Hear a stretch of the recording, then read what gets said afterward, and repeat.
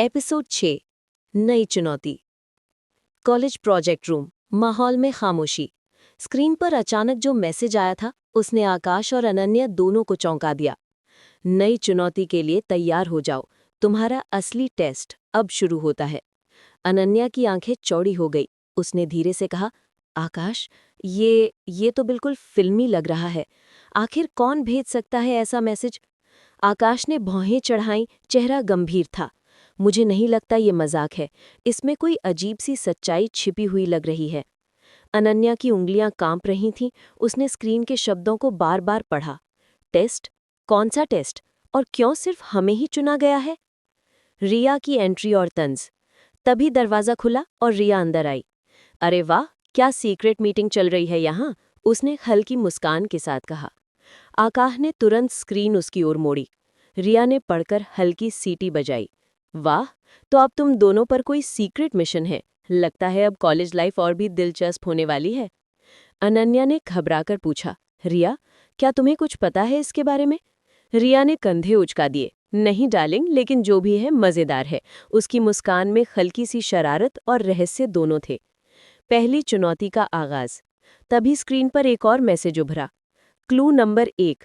अगर सच जानना चाहते हो तो लाइब्रेरी के पुराने सेक्शन में जाओ। तुम्हारा पहला जवाब वहीं छुपा है।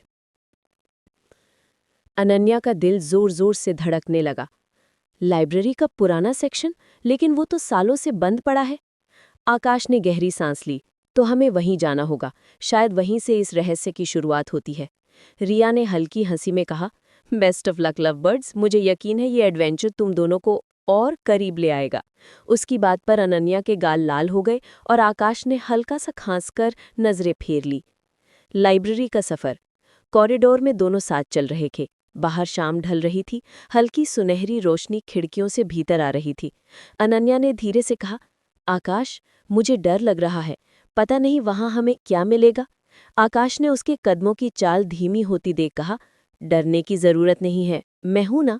उसकी आवाज में एक भरोसा था जिसने अनन्या के दिल की घबराहट थोड़ी कम कर दी। उनके कदमों की आवाज कॉलेज की खाली दीवारों में गूंज रही थी। दोनों अनजाने में एक दूसरे के और करीब आ गए थे। लाइब्रेरी का पुराना सेक्शन। जैसे ही उन्होंने भारी लकड़ी का दरवाजा खोला, एक अजीब सी ठंडी हवा का झोंका आया। अंदर धूल से ढकी किताबें, मकड़ी के जाले और टूटी फूटी अलमारियां थीं। अनन्या ने हल्की कांपती आवाज में कहा, यह जगह तो बिल्कुल भूतिया लग रही है। आकाश ने टॉर्च चलाकर आगे का रास्ता रोशन किया। डरो मत अनन्या, हमें सिर्फ उस क्लू को ढूंढना है। तभी अचानक एक किताब शेल्फ से गिरकर जमीन पर आ गई। अनन्या चीख पड़ी और आकाश ने तुरंत उसका हाथ पकड़ लिया। श्श, सब ठीक है, उसने फुसफुसाकर कहा। दोनों ने नीचे झुककर किताब देखी। कवर पर धूल जमी थी, लेकिन मोटे अक्षरों में लिखा था, सच का पहला दरवाजा।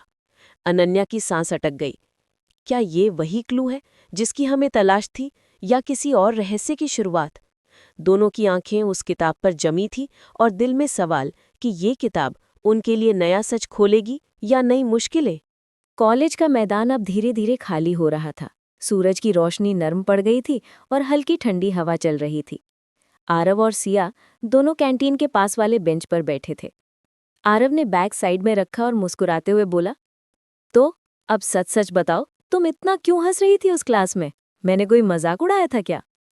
सिया ने शरारती अंदाज में कहा, नहीं, वो तो तुम्हारी कॉपी देखने पर हंसी आई थी। आरव चौंक गया। क्यों? उसमें क्या लिखा था? सिया ने होंठ दबाते हुए कहा, तुम मैथ्स के फॉर्मूले की जगह आई लव समोसे लिख रहे थे। आरव ने माथा पकड़ लिया और जोर से हंस पड़ा। अरे, वो तो मेरा राज था। जब क्लास बोरिंग लगे तो मैं अपने पसंदीदा खाने का नाम लिख देता हूँ। दोनों हंस पड़े। थोड़ी देर की खामोशी के बाद सिया ने धीरे से पूछा, तुम्हें सच में पढ़ाई से इतना बोरियत होती है? आरव ने सिर हिलाया। बोरियत नहीं, डर लगता है। जितना कोशिश करता हूँ उतना ही दिमाग खाली हो जाता है। कभी कभी लगता है कि शायद मैं इस कॉलेज के लायक ही नहीं हूँ। सिया ने उसकी आंखों में देखा। उसके चेहरे पर पहली बार मुस्कान की जगह गंभीरता थी। तुम्हें पता है आरव, जो लोग अपने डर को मान लेते हैं वही सबसे बहादुर होते हैं। आरव ने हल्की मुस्कान दी। तभी उनके सामने कॉलेज की सबसे स्टाइलिश लड़की रिया आ गई। उसके साथ उसके 2-3 दोस्त भी थे। ओह, तो ये है मिस टॉपर और ये है मिस्टर बैकबेंचर, क्या कॉम्बिनेशन है। उसके दोस्तों ने खिलखिलाकर हंसी उड़ाई। सिया थोड़ी असहज हो गई, लेकिन उसने कुछ नहीं कहा। आरव ने उसकी ओर देखा और शांत स्वर में बोला, रिया, तुम्हें मजाक करना है तो करो, लेकिन सिया का नाम बीच में मत लाना। रिया हंसी उड़ाते हुए बोली, ओ, हीरो बन रहे हो? अच्छा है, अच्छा है, देखते हैं ये हीरोइज्म कब तक चलता है। इतना कहकर वो चली गई।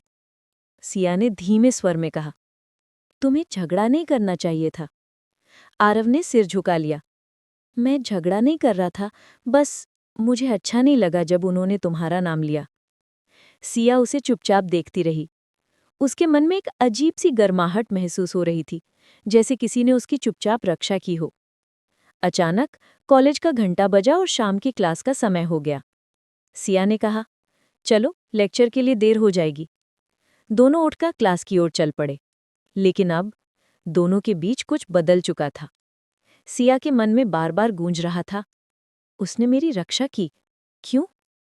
और आरव सोच रहा था, पता नहीं मैं सही कर रहा हूं या गलत, लेकिन उसके सामने खड़ा होना अच्छा लगा। क्लासरूम की खिड़कियों से आते हल्की हवा और डूबते सूरज की रोशनी ने माहौल को थोड़ा सुस्त बना दिया था।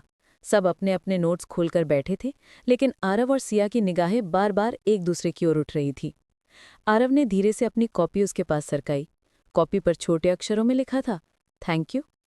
सिया ने देखा, होठों पर हल्की मुस्कान आई। उसने पेन उठाया और उसके नीचे लिख दिया, फॉर वॉट? आरव ने जवाब लिखा, आज रिया को जवाब देने के लिए। वैसे मैं कभी इतना बहादुर नहीं था। सिया ने एक पल उसके चेहरे की ओर देखा और फिर कॉपी पर लिख दिया, शायद बहादुरी सिर्फ सही वक्त का इंतजार करती है। लेक्चर के बीच में प्रोफेसर ने अचानक कहा, प्रोफेसर, अच्छा, अब ग्रुप असाइनमेंट्स बनने वाले हैं, हर ग्रुप में 2 लोग होंगे। क्लास में हलचल मच गई। सब अपने पसंदीदा दोस्तों के साथ ग्रुप बनाने लगे। आरव ने धीरे से सिया की ओर देखा, लेकिन कुछ कहने की हिम्मत नहीं जुटा पाया।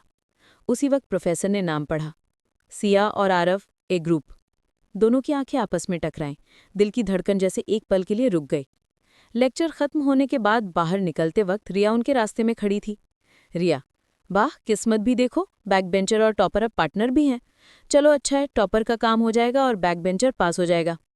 उसकी बात सुनकर सिया का चेहरा लाल हो गया, लेकिन इस बार उसने खुद जवाब दिया, रिया, हर बार पढ़ाई में टॉपर होना जरूरी नहीं, कभी कभी इंसानियत और हिम्मत भी ग्रेड से ज्यादा मायने रखती है। रिया चौंक गई। उसने पहली बार देखा कि सिया इतनी मजबूती से जवाब दे रही है। आरव वहीं खड़ा मुस्कुरा रहा था।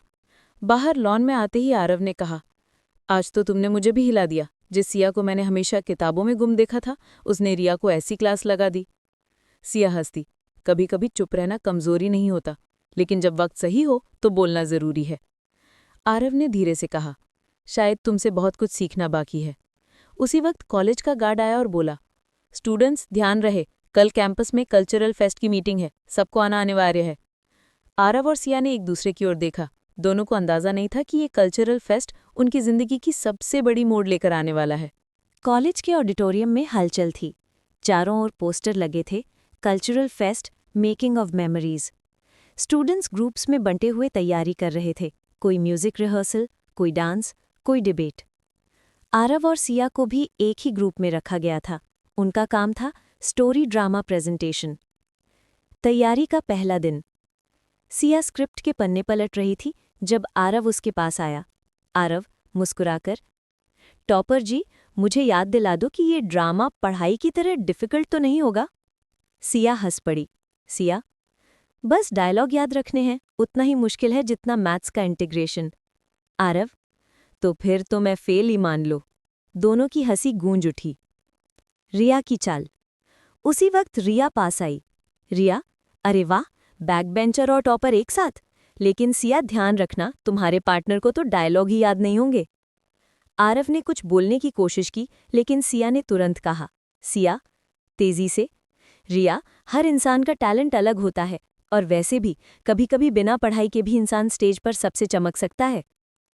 रिया एक पल को चुप रह गई, लेकिन उसके चेहरे पर साफ लिखा था कि वो आसानी से हार मानने वाली नहीं है। रिहर्सल का पल। स्टेज पर प्रैक्टिस का दौरान सिया डायलॉग बोल रही थी और आरव उसे देख रहा था। उसकी आंखों में अजीब सी चमक थी। आरव सोचते हुए, कितनी सच्चाई है उसकी आवाज़ में, जैसे हर शब्द दिल से निकल रहा हो। शायद मैं इसी पल को हमेशा के लिए कैद करना चाहता हूँ। डायलॉग पूरा होते ही उसने ताली बजा दी। आरव, परफेक्ट, तुम तो पहले से ही स्टार हो।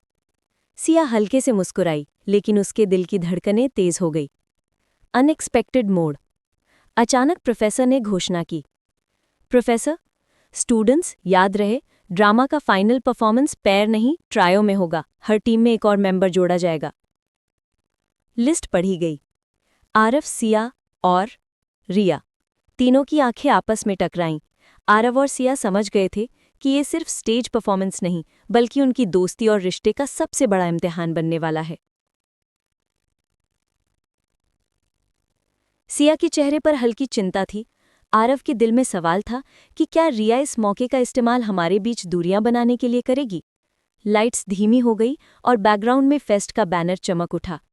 कभी कभी स्टेज सिर्फ एक्टिंग का नहीं, बल्कि दिलों का भी इम्तिहान लेता है।